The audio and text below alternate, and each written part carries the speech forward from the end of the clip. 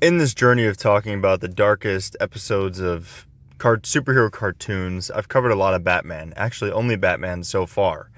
And I feel like Batman is, especially at this point, an easier one to pick out like the dark points.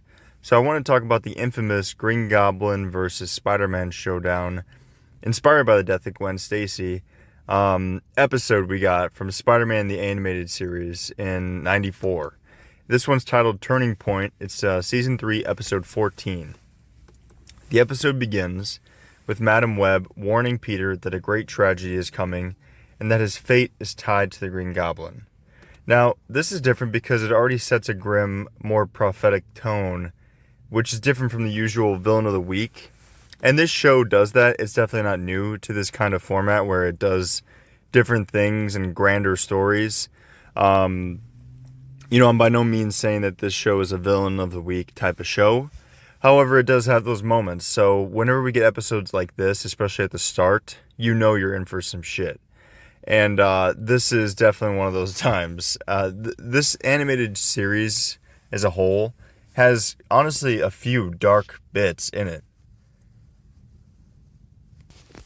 And in true Spider-Man fashion, Peter is feeling like life is finally coming together. His relationship with Mary Jane is blossoming. They are lighthearted, almost sitcom-like moments between them, which only makes the later tragedy even more devastating. And this is kind of what Spider-Man is about to me. It's letting him reach those high points. And people joke about this, but it truly is like part of the character. Showing that, he can have those good moments in life, but it's just going to be taken away. And he has to keep being that hero that we all know, and that keep having the strength that he does to keep going. Because, most normal people, myself included, if something like this happened, I think a lot of us would just break. Norman Osborn has completely lost control to his Green Goblin persona in this. Unlike earlier appearances where Norman fought back, here he is all in as the Goblin. It has fully enveloped him. And the Goblin learns Peter's greatest secret, that he is Spider-Man. And this gives him the leverage that no other villain has fully exploited yet in this series. Goblin stalks Peter and MJ during their date. He ambushes them and kidnaps Mary Jane and taunts Spider-Man with her life. The animation here gets very dark. Goblin's twisted laughter echoes, and Mary Jane is visibly distraught. And this brings us to the bridge scene. The iconic bridge scene. This is the closest the cartoon ever came to recreating the death of Gwen Stacy from the comics. Now, I personally have not read a bunch of comics. If you're new to this channel, I am by no means a comic book expert. I just talk about stuff I like from either my childhood or even currently. But I do know, obviously, the death of Gwen Stacy. They did it in The Amazing Spider-Man 2. And this is the closest, as I just mentioned, the closest this show comes to recreating that comic, which is a very iconic comic book. Green Goblin dangles MJ over a suspension bridge, mocking Peter. The tension is drawn out, and you see Peter's desperation, the sheer terror in MJ's face, and the Goblin's sadistic nature. And this is a very interesting point I wanted to bring up because this reminded me of it. But this is very also reminiscent of Tobey Maguire's bridge scene in his first movie with the Green Goblin and Mary Jane. It's ironic because it's so similar, but if you don't know, obviously in Spider-Man 1 with Tobey Maguire, the Goblin captures Mary Jane and dangles her and a kind of a gondola full of kids over the bridge and makes Peter choose. And this just, I don't know. I'm not saying they were going for that, but it just reminded me of that. So yeah, I figured I would, and this came first. So, I mean, they probably took a bit of inspiration there. But this leads us to the fall. Goblin releases MJ. Spider-Man dives, shooting webs to save her. In the comics, the web's whiplash is what kills Gwen, just like in The Amazing Spider-Man 2. Here the writers found a workaround, however. MJ falls into an unstable dimensional vortex created by Goblin's portal tech. She's sucked in, gone instantly. The scene ends in a horrifying silence. Peter just screams her name, his voice cracking with grief. And now I am blanking on the voice actor for Peter in this show, but I'll put his name or picture up here.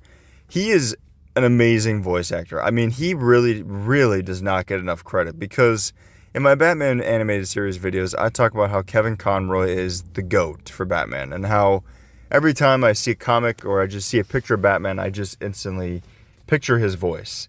I do that same thing in a way with Spider-Man. When I see a picture of Spider-Man, or if I'm reading like a comic book, I can't help but picture this guy's voice. And it's because of probably me watching this in my childhood and being one of my most like formative years. But nonetheless, I really, really love his portrayal of Peter.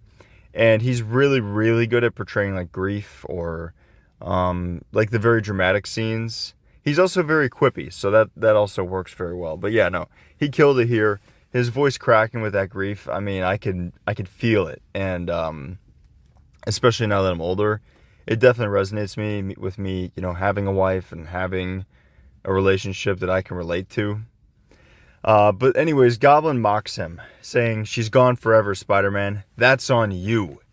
Peter loses control, beating Goblin savagely until Osborn accidentally gets caught in his own portal device. Goblin is consumed by the vortex as well. Spider-Man is left broken, kneeling on the bridge with nothing. Mary Jane gone, Goblin gone, and no resolution.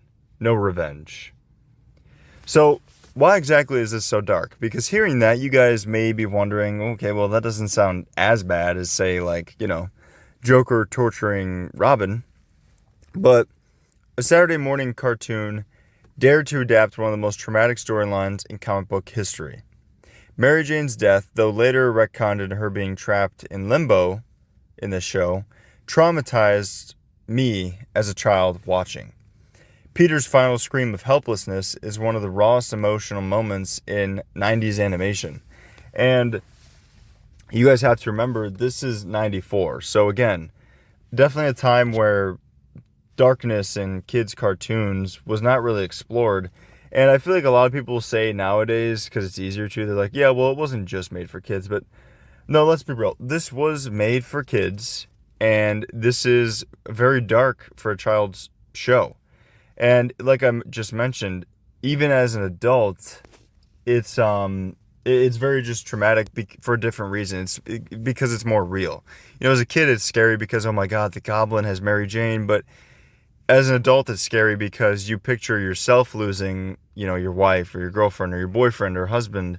And, you know, you just think of that and think of what Peter's going through in this episode. You put yourself in the protagonist's shoes, and it just hits home a lot more. And I don't know, maybe I'm crazy for this one, but to me, you know, this is a very dark episode, especially for a Spider-Man cartoon. Now, the animated series of Spider-Man from the 90s didn't really dive into the dark depths as much as Batman, because like I mentioned, they don't go as sadistic. Like, obviously, Goblin is not torturing MJ, like, you know, cutting her up or having her strapped to a table and, like, electrocuting her. But that being said, I think, you know, there's layers to darkness, as I touched on with, like, my Mad Love episode or Perchance to Dream, or even, like, Baby Doll. Like, there is definitely layers to darkness, and there's layers to this kind of stuff where, I think that's why a lot of people like horror, honestly, because different types of horror resonate with people, just like different types of, you know, stories resonate. Because for me, this is something that's pretty dark because, as I mentioned, I have a wife. But for you, it may not be. With that being said, let me know what you think down below. Do you think this is a dark episode of television? Do you remember seeing it? If not, let me know what you think is an even darker version of a Spider-Man cartoon. I will be making more of these, and I'm looking forward to doing that. Obviously, there's been a few Spider-Man cartoons, and there's some times where they go pretty damn dark. So, yeah, be on the lookout for that. I'll keep doing these with different superheroes, obviously, but yeah, if you stuck around this long, I appreciate your time. I value your time, and I will see you guys in the next video. Thank you.